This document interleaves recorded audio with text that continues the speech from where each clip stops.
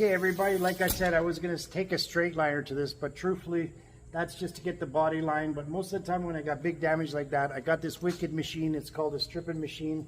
You could put a grinding disc on here, and then later I can change it to a polishing pad. This is what I use for polishing too, guys. It's 5,000 RPM. I'll teach you guys another video on that.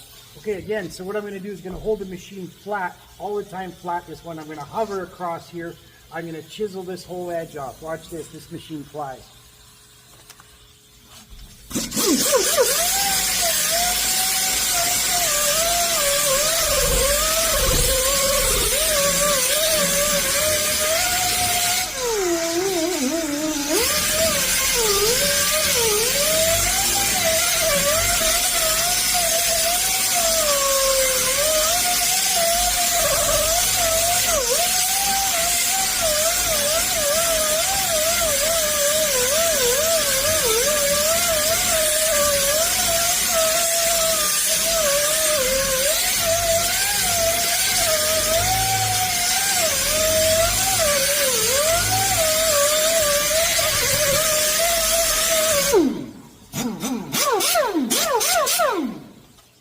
So you see how fast that machine is. Make sure you don't kill that molding. We're only a 1/4 inch away from there, 1/2 inch away.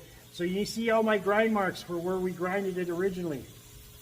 A little bit more here, we've got to chisel off. So now that's really pretty straight a little bit. And now we just got to go over it again one more time with a straight liner again. With a new 40. Always make sure you use a new 40. Because if you don't, it's just not going to go straight for your first coat. And again, we're going to hit it on an angle. We're going to chisel this back a little bit more, because if you watch here. It's going to chisel off the section that we didn't sand. This is all fine, but we're still going to go over this a little bit with 80. Right now we're going to take 40 to straighten the body. We're a couple little highs and lows still.